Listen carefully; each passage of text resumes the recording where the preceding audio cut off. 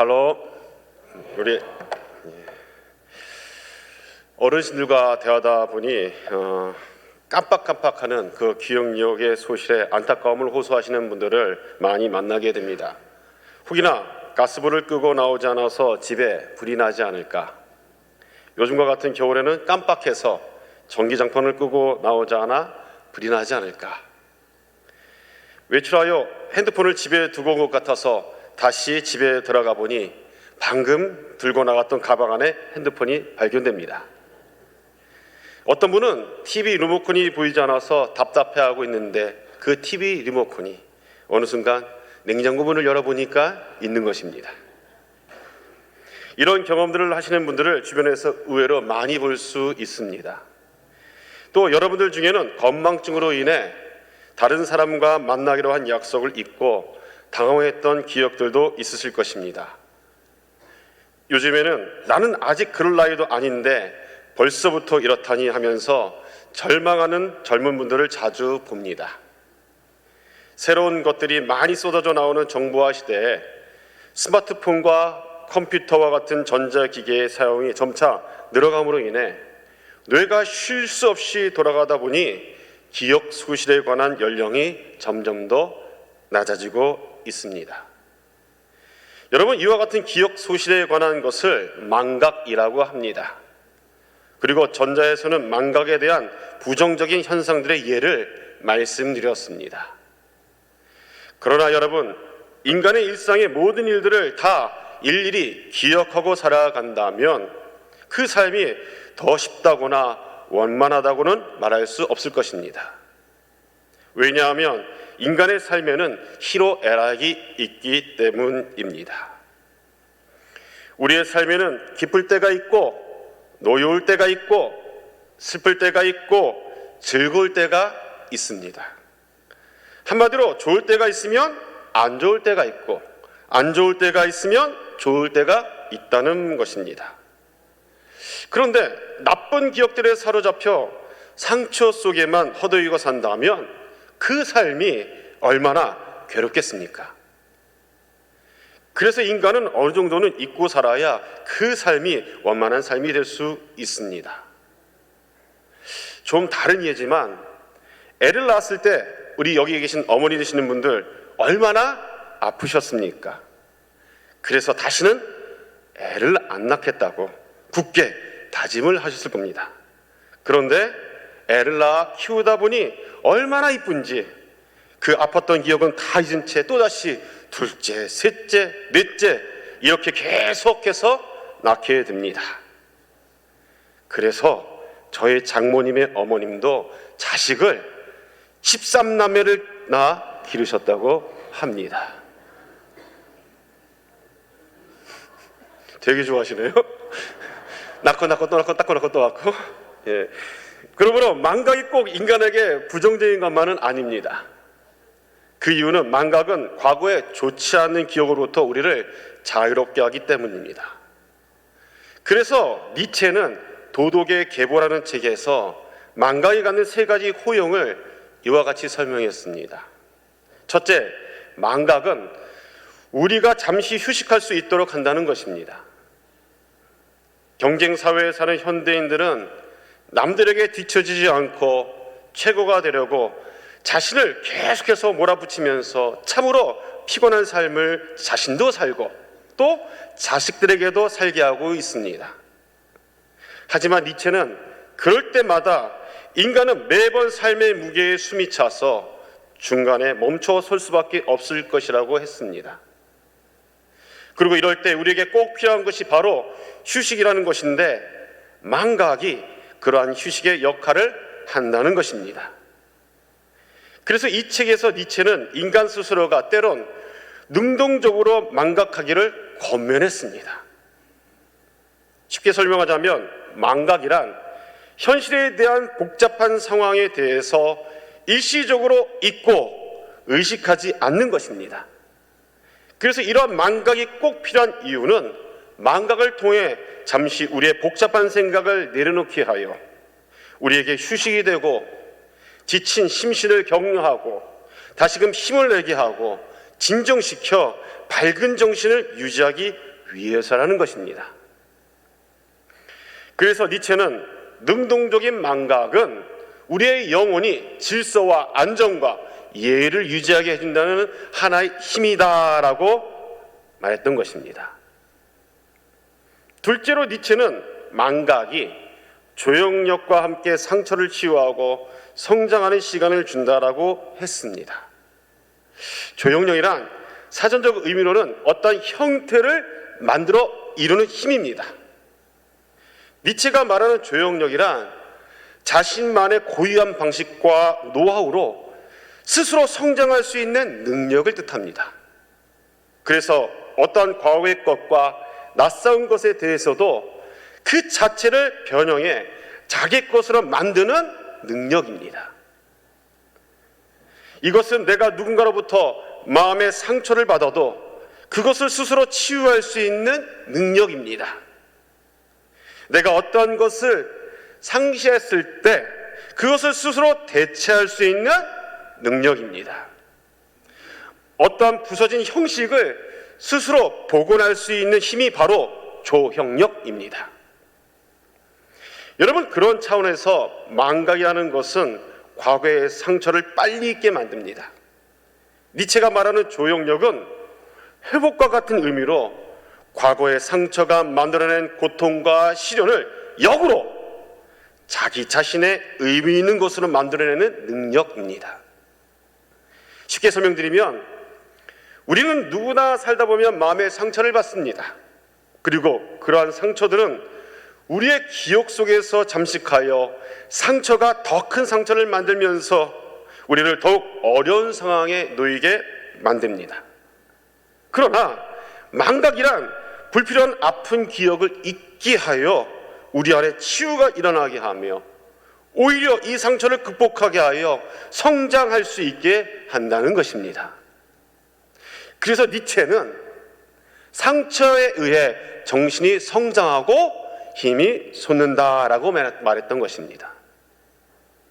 셋째로 니체는 이 망각에 대하여 새로운 것을 받아들이기 위한 의식에 빈 자리를 마련한다라고 했습니다.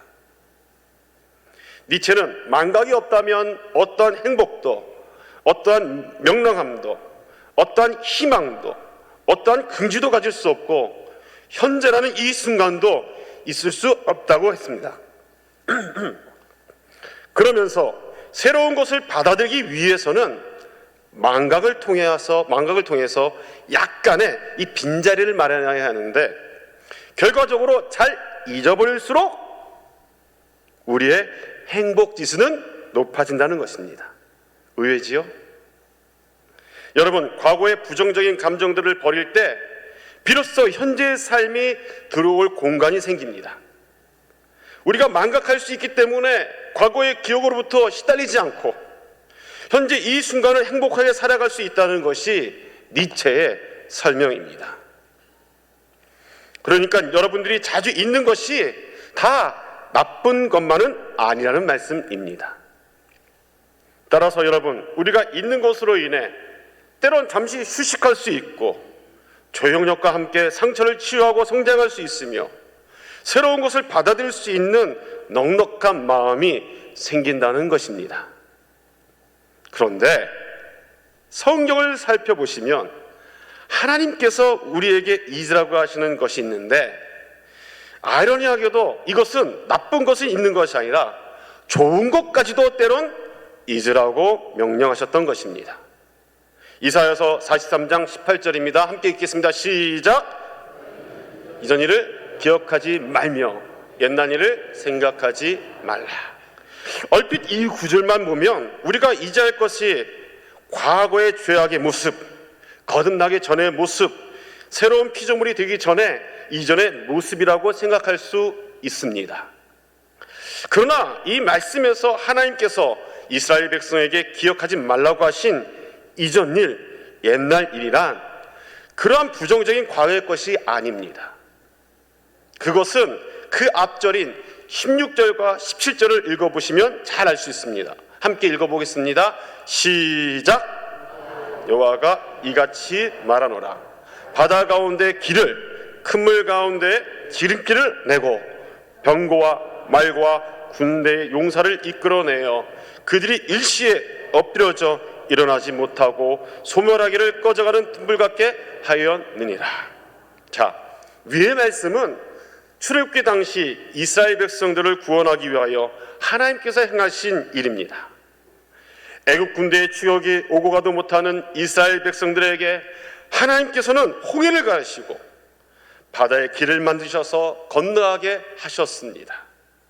그리고 뒤쫓아온 애굽의 군대들을 바다 가운데 수장시키셔서 구원하셨습니다. 이 엄청난 구원의 사건이 바로 이전일이라는 것입니다. 여러분, 성경을 읽어보시면 아시겠지만 이 홍해의 구원 사건이 얼마나 위대한 역사인지 하나님께서는 성경 곳곳에 시로서 또 노래로 기록하여 이스라엘 백성들이 계속해서 기억해 오도록 하셨습니다. 그런데 오늘 본문에 보니 하나님께서는 이런 놀라운 홍해의 구원의 사건을 기억하지 말라고 명령하셨던 것입니다. 하나님께서는 이와 같은 엄청나게 좋고도 긍정적이며 영광스러운 과거의 기억을 잊으라 하신 것입니다. 그렇다면 여러분, 하나님께서는 왜 기억하지 말라고 하시는 것입니까? 그 이유는 하나님께서는 과거에만 머물러 계시는 분이 아니시기 때문입니다. 하나님께서는 항상 미래지향적인 분이시기 때문입니다. 하나님께서는 항상 우리에게 현재보다 더 좋은 것을 예비하여 주시는 분이시기 때문입니다. 그래서 19절에 보시면 이전 일을 기억하지 않는 이스라엘 백성들에게 읽어보겠습니다. 시작. 보라, 내가 새 일을 행하겠다. 여기까지요. 행하겠다 말씀하셨습니다. 자, 보라, 내가 새 일을 행하겠다. 하나님이 말씀하신 겁니다.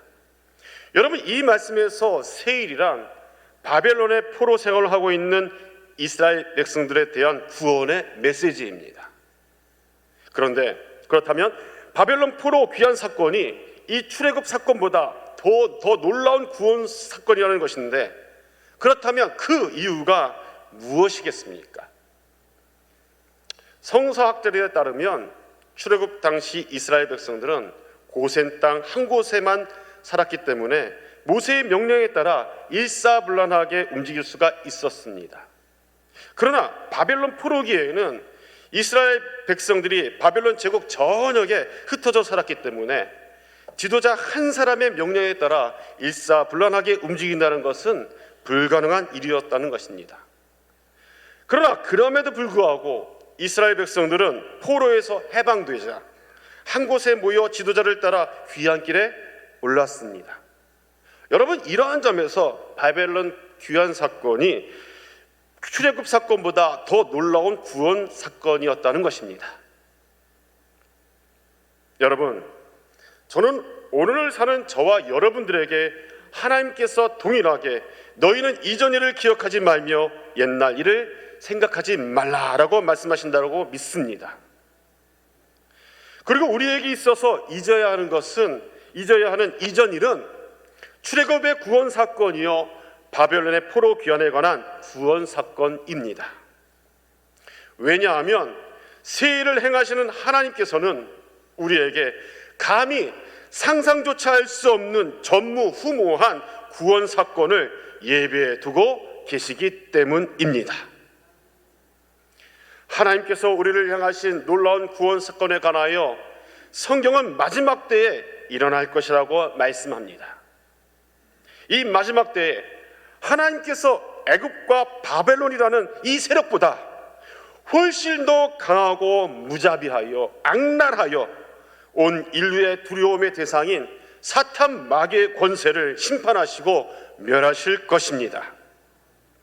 그리고 바벨론 제국의 정도가 아닌 5대양 6대지 온 열방의 모든 곳에 흩어져 있는 하나님의 백성들을 불러 모으시고 그들을 온전히 구원하셔서 영원한 하나님의 나라로 인도하여 드리실 것입니다. 여러분, 이것이 저와 여러분들에게 펼쳐질 하나님께서 예비하신 완벽한, 더 나은, 더 좋은 구원 계획이라는 것입니다. 그리고 그 구원 계획은 반드시 예수 그리스도를 통하여 이루어집니다. 따라서 여러분, 우리 인생 가운데 다른 것은 다 잊어도 절대로 잊지 말아야 할 한 가지가 있는데, 그것은 바로 우리의 더 좋은 진정한 구원자 되시는 예수 그리스도이십니다. 그래서 성경은 예수 그리스도에 대하여 소극적으로 잊으면 안 된다라고 말하고 있지 않습니다. 좀 더 적극적으로 강하게 예수를 깊이 생각하라고 우리에게 명령하고 있습니다. 여러분, 깊이 생각하다라고 번역된 헬라어 키타노의 사태는 즉시 생각하고 즉시 주목해야 함을 나타내는 단어로 깨닫다, 이해하다, 통찰하는 뜻을 포함하고 있습니다. 그러니까 예수를 깊이 생각하라는 그 말씀은 예수에게 관심을 가지라, 예수를 보고 깨달으라는 말씀입니다. 여러분, 그렇다면 여러분, 예수님을 깊이 생각하고 계십니까? 예수님께 깊은 관심이 있으십니까? 여러분, 예수님을 집중하여 관찰하고 보고 계십니까? 만일 그렇다면 여러분들이 드리는 예배, 여러분들이 드리는 기도, 여러분들이 드리는 찬송에는 늘 감동이 있을 것입니다. 감격이 있을 것입니다. 주체할 수 없는 눈물이 흐르고 배에서 생수의 강물이 흘러넘쳐 주체할 수 없는 기쁨의 웃음이 나올 것입니다. 우리의 육신의 눈으로 볼 때, 여러분, 예수님은 어떤 분입니까? 우리의 육신의 눈으로 볼 때 예수님은 참으로 볼품이 없는 분일 수도 있습니다. 마ಹು갈에서 태어나셨고 갈릴리 나사렛의 완전히 시골 촌뜨기 목수의 아들입니다. 아무 죄도 짓지 않았음에도 불구하고 반항도 제대로 못한 채 끌려가 온갖 고문을 다 당하고 죄 중에서도 가장 큰 죄를 지은 자들이 달리는 그 십자가에 무기력하게 달려 죽었습니다. 육신의 눈으로 볼 때 예수하면 떠오르는 단어는 절망 그 자체일 것입니다. 그러나 여러분, 예수님을 자세히 살펴보면 예수님께서는 하나님의 아들로서 우리와 같은 육신을 입고 오신 하나님이십니다. 육신을 입고 오셔서 이 땅에 사셨을 때 죄를 짓지 아니하셨기에 참 인간이요 참 하나님으로 인류의 모든 죄를 뒤집어 쓰시고 십자가에서 죽으시고 부활하셔서 우리를 구원하셨습니다. 그래서 예수님을 자세히 보면 믿는 도리의 사도이시며 대제사장이신 분으로 예수님 안에서 참 소망을 발견하게 됩니다. 오늘 본문 히브리서 3장 1절에서 예수를 믿어 구원받은 성도들을 하늘의 부르심을 받은 거룩한 형제들이라고 했습니다. 그런데 뒤에 나오는 믿는 도리라는 것은 헬라어 원문으로 테스 호몰로 기아스인데, 이것은 인정하고 고백하는 것으로 신앙 고백의 의미를 담고 있습니다.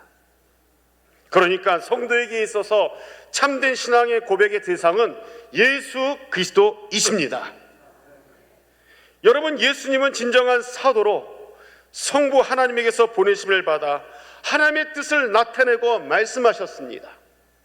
또한 대제사장으로 인간과 하나님 사이에서 중재자가 되어 하나님의 말씀을 인간에게 전달하며 또 성도의 고백과 기도를 하나님께 올려드리는 교량의 역할을 하고 계십니다. 그렇다면 여러분, 그 예수님께서 지금 어디에 계십니까? 히브리서 1장 3절입니다. 읽겠습니다. 시작.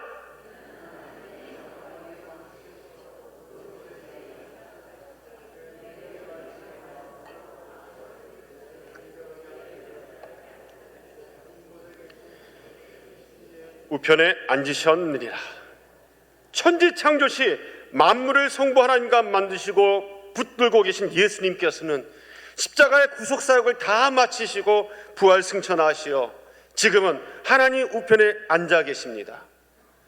거기서 대제사장의 직무를 감당하고 계신데 하나님의 자녀와 이 땅에 있는 주님의 교회를 위해 중보하고 계십니다.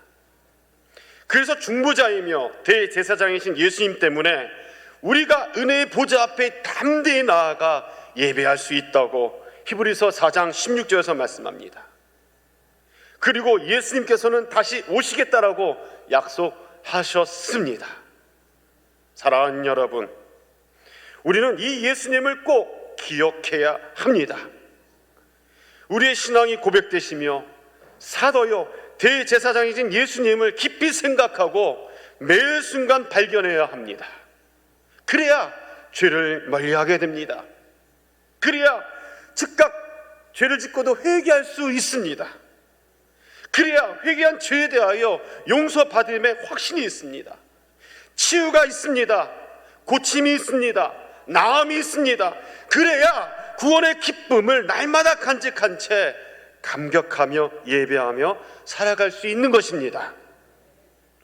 그리고 그러한 사람들이 보좌 앞에 담대히 나아가 이사야 6장에 누가 나를 위해 갈 거라고 하는 주님의 음성을 듣고 주님 내가 여기 있나이다 나를 보내소서 나를 쓰시옵소서라고 믿음으로 고백하며 은혜의 삶을 살아갈 수 있는 것입니다.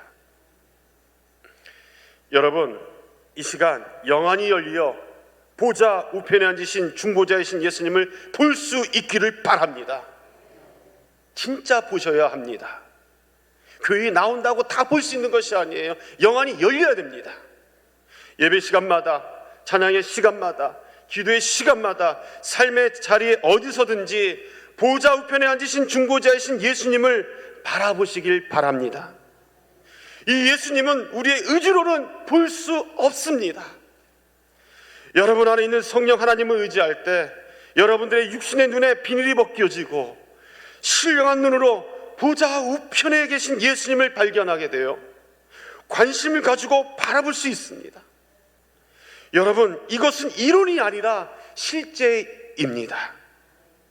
영안이 열려 한번 주님을 바라보게 된 사람은 계속해서 그 주님을 바라볼 수밖에 없는 것입니다.